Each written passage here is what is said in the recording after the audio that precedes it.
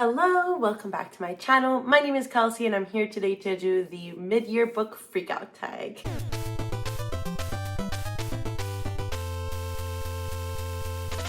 So is this coming a little late?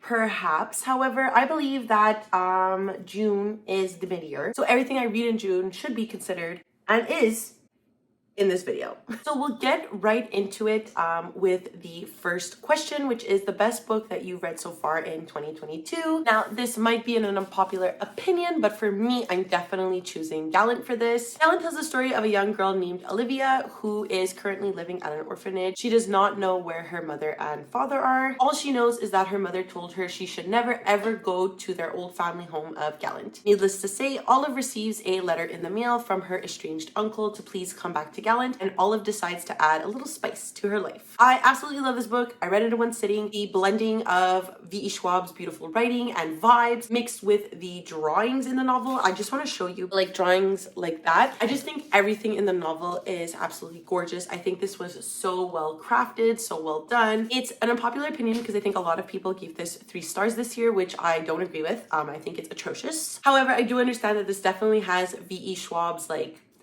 vibes and definitely falls under what I think she really tackles well, that is atmosphere. Love this. If you don't like it, don't tell me.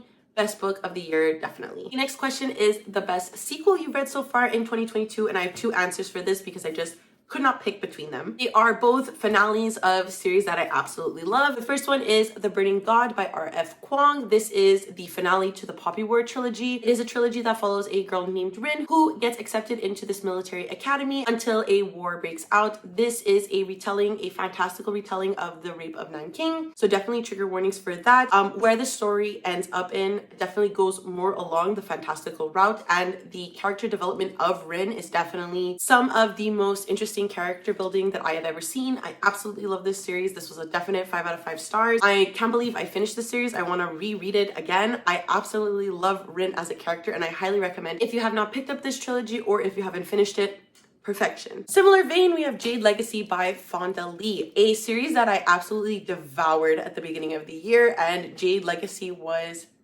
in my opinion, a perfect finale. This series follows multiple generations of the Call family that tried to control the jade on their island of Kekon. Jade is a coveted substance on Kekon because it provides the wearers abilities like running fast and being strong and stuff like that. But I absolutely love this. I am Hilo's bitch. Hilo's simp is everything. I love this series so much. I think it's a accumulation of a bunch of things. The plot is really interesting. The family dynamics, friendships, stuff like that, really well done. But that is just an attest to how great the characters are. I think Fonda Lee did a fantastic job with the characters. I absolutely love everything. I want to be in this world forever. Like, if you have not read the series, I know it's chunky, but I find it really goes by fast, especially because there are a lot of time jumps within the series. So you get to know a lot of family members and really feel like you've grown with them as like people. Perfect. As you can tell, I love characters. So if you have good characters, I will obviously love your series. This was no exception. Neither was the Poppy War. 2 sequels that I absolutely adored this year. After that, the next question is a new release you have not read yet but want to. I, again, have 2 answers for this. The first of which is a book that I had not heard about, but a lot of people are talking about it lately, and that's Cleopatra and Frankenstein by Coco Malors. So this is for readers of Modern Lovers and Conversations with Friends. I haven't read Conversations with Friends yet. It's one of the books I want to read this year, but I have read Normal People. So if it is in the vein of like Sally Rooney-esque, I think I'm probably gonna enjoy it. It's an addictive and humorous and poignant debut about the shockwaves caused by one couple's impulsive marriage. 24-year-old British painter Cleo has escaped from England to New York and is still finding her place in the seapless city when, a few months before her student visa ends, she meets Frank. 20 years older and a self-made success, Frank's life is full of all excesses Cleo lacks. He offers her a chance to be happy, the freedom to paint, and the opportunity to apply for a green card. But their impulsive marriage inevitably changes both their lives and the lives of those close to them in ways they could have never predicted. Just based on the writing of the synopsis alone, I think I'm gonna really enjoy this, and I'm really hoping to pick this up soon because there's like such a hype around it, and I really want to know why. Like, I want to be a part of it. And after that, we have another literary fiction novel. I would really like to get to The Candy House by Jennifer Egan. I loved Jennifer Egan's book, A Visit from the Goon Squad. It was one of my favorite books I was still in school, so it must have been like 2018, 2019, but absolutely adored that book. I thought it was amazing. I really like books that span over multiple characters and like each character just gets a chapter. I think that's like really interesting and a very intriguing way to tell a story. So Jennifer Egan really pulled me in with that. I don't even know what the Candy House is about, so we're gonna learn together because I just saw this on a Book Olive's channel and she rated it really highly. She really liked it. So that made me itching to pick it up. So it's 2010. Staggeringly successful and brilliant tech entrepreneur Bix Button is desperate for a new idea. He's 40 with 4 kids and restless when he stumbles into a conversation with Columbia professors, one of whom is experimenting with downloading or externalizing memory. Within a decade, Bix's new technology, Own Your Unconsciousness, that allows you to access every memory you've ever had and to share every memory in exchange for an access to the memory of others, has seduced multitudes. Sounds like something Blake Crouch would like. I am so intrigued by this. Sorry if the lighting and angle changed. I got a Amazon package. Nothing interesting, just toothpaste and mouthwash. So, but basically I am super intrigued by this. It looks really interesting. I can't wait to pick it up. I love Jennifer Egan, so I don't have a doubt in my mind that I won't enjoy this. After that, we have our most anticipated releases for the second half of the year. I have 2 answers for this, and I don't think they'll come as any surprise to anyone once I say them. The first one is Babel, or The Necessity of Violence, an Arcane History to the Babel, or The Necessity of Violence, an Arcane History of the Oxford Translators Revolution by Miss R.F. Kuang. This is her new release and I absolutely cannot wait. I don't even care what it's about, quite frankly, because it's from R.F. Kuang. I knew I was going to read it regardless. But this is about Babel, the world's center of translation and, more importantly, of silver work. The art of manifesting the meaning lost in translation through enchanted silver bars to magical effects. Silver working has made the British Empire unparalleled in power, and Babel's research in foreign languages serves the Empire's quest to colonize everything it encounters. So I understand that this is R.F. Kuang's like response to Dark Academia. Dark Academia tends to follow very much into like white-centric,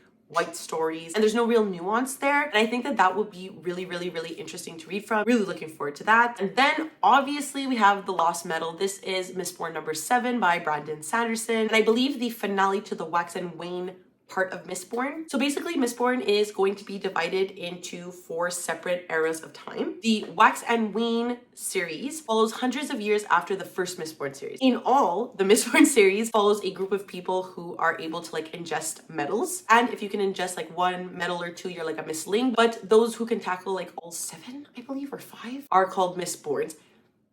Anyways, I love the Wax and Wane series. I think they are funny characters. I love the like whole romp of a Western Mistborn. It's perfection. I don't want it to end. I know it is ending this year. I have it pre-ordered. I can't wait to get my hands on this. I will be reading it as soon as it gets like here. Like as soon as it's here, I will be reading it. Nobody talk to me. After that, we have our biggest disappointments of 2022, and I have some chonkers. I have some big ones. 2 of them that may come off a little controversial. We'll go with the slightly less one.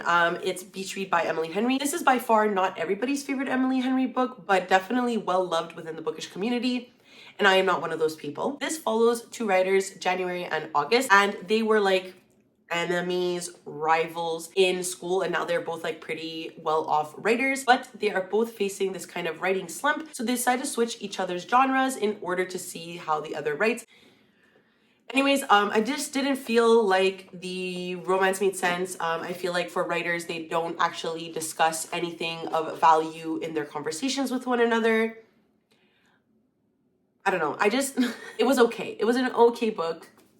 That's it. And then we have my arch nemesis, House of Sky and Breath by Sarah J. Maas. This is absolutely Miss Maas's worst book that I have ever read. It makes me so angry. I don't even want to talk about it. I don't like this. I will leave a link down below to Lucy's channel where we go into details about our feelings on this book. I hate this book so much. I gave it 2 stars only because of the ending, but otherwise it was a 1 star. This was absolutely unnecessary. I hate it. I hate everything about this book.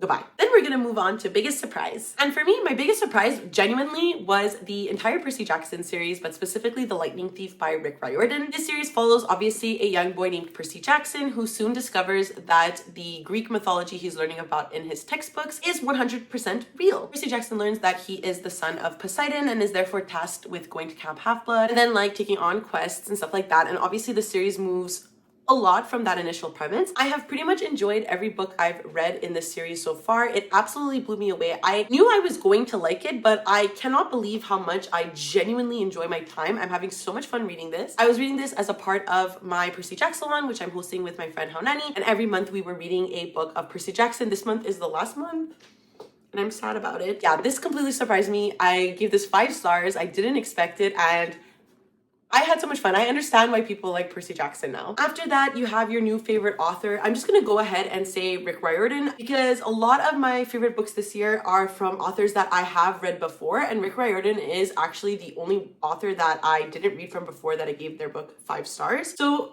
I definitely think he counts. Because I've enjoyed his entire series, I want to read more from Rick Riordan. So genuinely, I think he's my new favorite author. Next, we have newest fictional crush. I don't really have a new fictional crush this year because like when I think of like men and women that I enjoyed this year, I don't really have new ones, like just like in this like pile of books that I have next to me. Like obviously we have Venka and Neza, but that's no surprise. They have been my crushes in the Poppy War series since the beginning. I love an angry girl, angry boy trope, and these two definitely have it in these books. And then like Hilo, I love him, but these are characters that I've read from before, so I knew I was gonna like them. So I don't really have a new one. The next question is newest favorite character. I do have 2. I have Nico D'Angelo from the Percy Jackson series. He is adorable. He's a little emo boy. I love him. I just want to like take care of him, and I can't wait to read more about him. He's appearing in the Percy Jackson series, and I really like him there, but I know, or I think he has more of like a role in the next books, so I'm really excited to see Nico D'Angelo grow. Definitely a new favorite character